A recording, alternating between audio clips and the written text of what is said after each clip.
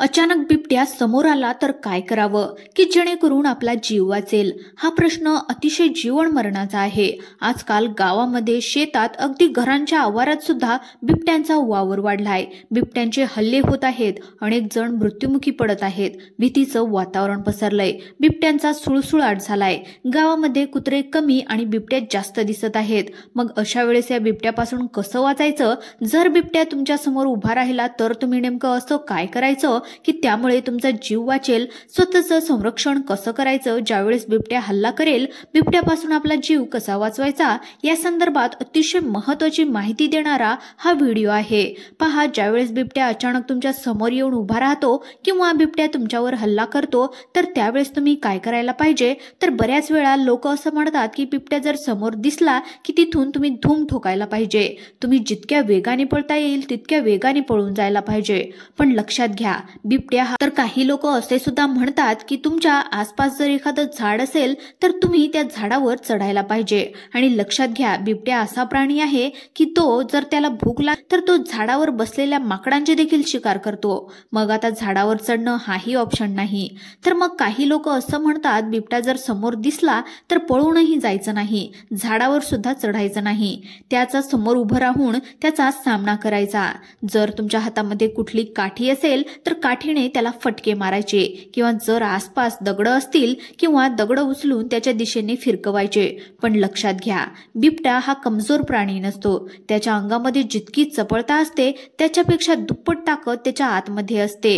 त्यामुळे तो काय कुत्रा नाहीये तुम्ही त्याला दगड मारून पळून लावण्यासाठी। मग हाही ऑप्शन नाही। मग नेमकं असं काय करायचं? बिबट्याने हल्ला केला, पळून जायचं नाही, काठीने हल्ला करायचा नाही, झाडावर तर चढता येत नाही, मग नेमकं असं काय करायचं की उभं राहून त्याच्याकडे पाहतच राहायचं का, असा तुमचा साहजिकच प्रश्न येईल। पण मग पहा काय करायला पाहिजे की ज्यामुळे आपला जीव वाचेल। तर लक्षात घ्या, बऱ्याचशा लोकांना किंवा बरेचसे जे काही बिबट्याच्या याच्यामधले जे काही एक्सपर्ट लोक आहेत त्यांना सुद्धा काही गोष्टी माहिती नसतात। पहा, त्यामुळे ज्या आजच्या व्हिडिओच्या माध्यमातून तुम्हाला अशा काही शास्त्रीय गोष्टी सांगणार आहे, काही अशा टेक्निक सांगणार आहे की ज्या जर तुमच्या समोर बिबट्या आला किंवा तुमच्यावर जर बिबट्याने हल्ला केला, किंबहुना तुमच्या घरामध्ये आसपास तुमच्या शेतामध्ये बिबट्या येऊच नये, काही टिप्स तुम्हाला करायच्या आहेत। ह्या टिप्स मी तुम्हाला या व्हिडिओच्या माध्यमातून सांगणार आहे। पहा, बिबट्याने हल्ला केला किंवा बिबट्या अचानक समोर येऊन उभा राहिला तर अशा वेळेस काय करायला पाहिजे या अतिशय महत्त्वाच्या मुद्द्यावर आपण माहिती देत आहोत। व्हिडिओमध्ये आपण सर्वात अगोदर बिबट्या नेमकं काय असतो पहा। आता तुम्ही म्हणाल बिबट्या काय असतो, आम्हाला माहिती आहे आणि तो कसा दिसतो हे पण आम्हाला माहिती आहे। पण लक्षात घ्या, बिबट्या जर तुम्हाला शास्त्रीय दृष्ट्या जर तुम्ही समजून घेतला म्हणजे त्याचा स्वभाव कसा असतो, तो कोणत्या प्राण्यांशी शिकार करतो, तो कशा प्रकारच्या प्राण्यांवर शिकार करतो, त्याचा स्वभाव कसा असतो, हे जर तुम्ही बारीक लक्षामध्ये घेतलं तर तुमचा जीव वाचण्याची शक्यता या ठिकाणी 100% वाढत असते। त्यामुळे सुरुवातीला आपण काही एका सेकंदामध्ये बिबट्या नेमका कोण असतो, तो कुठल्या प्रजातीतून येतो, त्याचा स्वभाव कसा असतो हे एकदा समजून घेऊयात। आणि त्यानंतर सगळ्यात महत्त्वाची टिप्स, असे काही उपाय तुम्हाला सांगणार आहे की जर बिबट्याने तुमच्यावर हल्ला केला तर तुम्ही नेमकं काय करायचंय, आपला जीव कसा वाचवायचा। आणि व्हिडिओच्या शेवटी बोनस टिप आहे बघा। ही टिप्स अशी आहे की ज्यामुळे तुमच्या घरापाशी बिबट्या कधीच फिरणार नाही, तुमच्या शेतामध्ये देखील बिबट्या कधीच फिरकणार सुद्धा नाही। अशा काही गोष्टींची तुम्हाला माहिती देणार आहोत।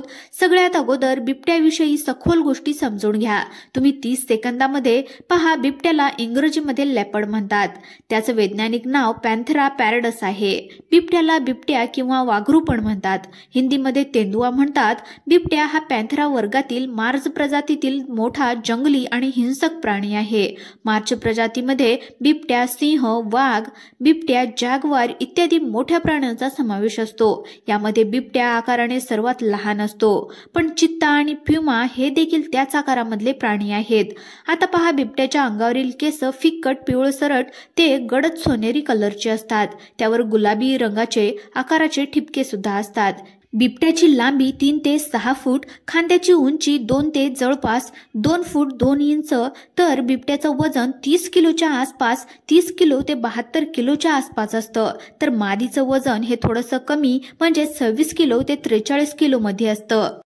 बिबट्या मुख्यतः जंगल, गवताळ प्रदेश किंवा डोंगराळ भागामध्ये आढळतो. बिबट्या सहसा एकटाच राहतो. ही गोष्ट लक्षात घ्या, तो समूहामध्ये कधीच राहत नाही. बिबट्याचा स्वभाव अगदी शांत असतो. आणि आता तुम्ही म्हणाल, बिबटे तर भरपूर हल्ले करतात, पण लक्षात घ्या, तो हल्ला नेमका कधी करतो हे देखील तुम्ही समजून घ्या.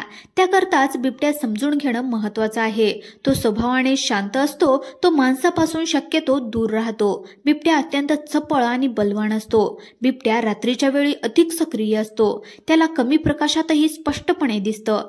म्हणजे तुम्ही म्हणाल, अंधारात त्याला काही दिसत नसेल, पण लक्षात घ्या, त्याला दिवस असो किंवा रात्र असो तितकं स्पष्ट दिसतं. बिबट्या सहसा आपल्यापेक्षा लहान भक्ष्यांची शिकार करतो. म्हणजेच बिबट्या त्याच्यापेक्षा कमी आणि उंची असणाऱ्या भक्ष्यांची शिकार करत असतो. बिबट्या हा निशाचर प्राणी आहे. म्हणजे तो संध्याकाळी जास्त ऍक्टिव्ह असणारा प्राणी आहे. रात्री किंवा पहाटे जास्त करून तो शिकार करत असतो. बिबट्या हरिण प्रकारातील प्राणी जसे सांबर, चितळ, भेकर, काळवीट, तसेच जंगली डुक्कर, रानमांजर, वानर, ससा, साप, मुंगूस, उंदीर, साळींदर, मोर इत्यादी प्राण्यांची आणि पक्ष्यांची शिकार करत असतो. बिबट्या क्वचितच नीलगाय किंवा रानम्हशी किंवा आपल्या गाई म्हशींची शिकार करतो. बिबट्या झाडावर सहज चढतो. कित्येकदा तो आपली शिकार झाडावर घेऊन जात असतो. जंगलतोड आणि शाकाहारीमुळे बिबट्याचे जे काही निवासस्थान नष्ट होत आहे आणि त्यामुळेच खाद्याच्या शोधात ते मानवी वस्तीवर येत असतात. बिबट्यांना पाळीव प्राणी जसे की कुत्रे, शेळ्या, मेंढ्या, कोंबड्या इत्यादीची शिकार करणं सोपं जातं. ते काही वेळा गाय किंवा म्हशीवर देखील हल्ला करतात. पाण्याच्या शोधातही बिबट्या मानवी वस्तीजवळ येत असतो. विशेषतः उन्हाळ्यामध्ये ही समस्या अधिकच पाहायला मिळते. पहा, बिबट्या सहसा माणसावर हल्ला करत नाही. जोपर्यंत त्याला असुरक्षित वाटत नाही तोपर्यंत बिबट्या कधीही माणसावर शिकार करत नाही. मित्रांनो, एक गोष्ट लक्षात घ्या, बिबट्या अचानक माणसासमोर येतो तेव्हा पहिली गोष्ट तर तो घाबरत असतो आणि स्वतःच्या रक्षणासाठी हल्ला करतो. आता तुम्ही म्हणाल, तो माणसाला कसं काय घाबरतो? तर बिबट्या हा त्याच्यापेक्षा कमी उंचीच्या प्राण्यावर जास्त करून हल्ला करत असतो आणि माणसाची उंची सरळ उभा जरी राहिलं तरी बिबट्यापेक्षा जास्तच असते.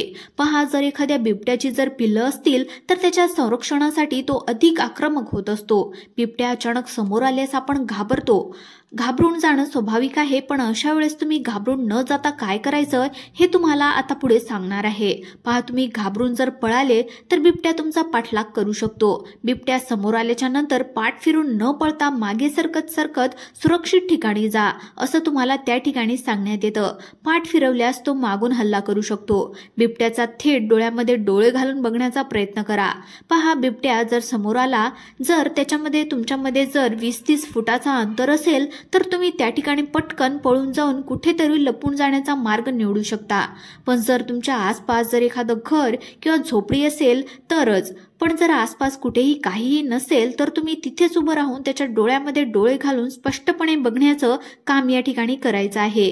पहा, तुम्ही बिबट्या जर तुमच्यापासून तरीही जात नसेल तर तुम्ही टाळ्या वाजवून, ओरडून किंवा काहीतरी एखादी वस्तू वाजवून मोठा आवाज करायचा आहे, ज्यामुळे बिबट्या घाबरून मागे फिरू शकतो. खाली बसू नका.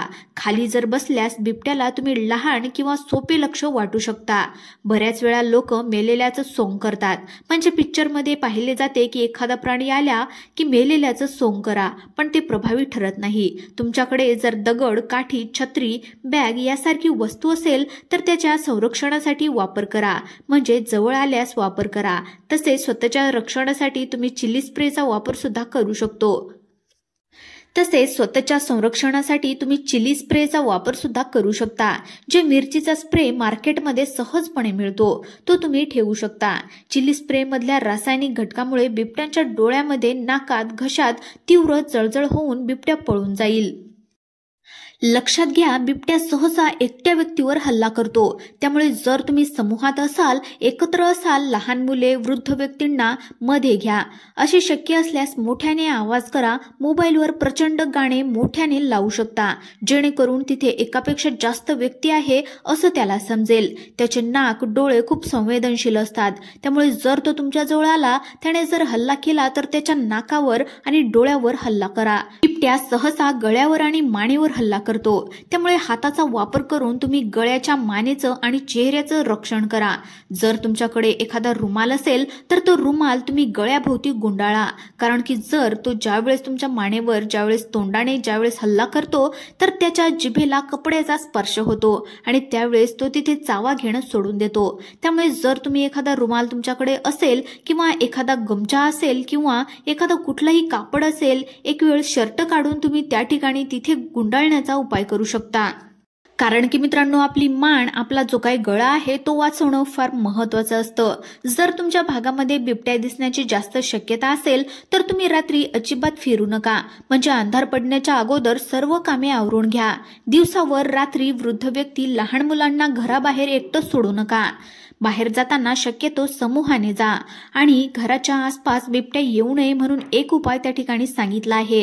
प्रसिद्ध वनाधिकारी आहेत, त्यांनी हा उपाय सांगितलाय.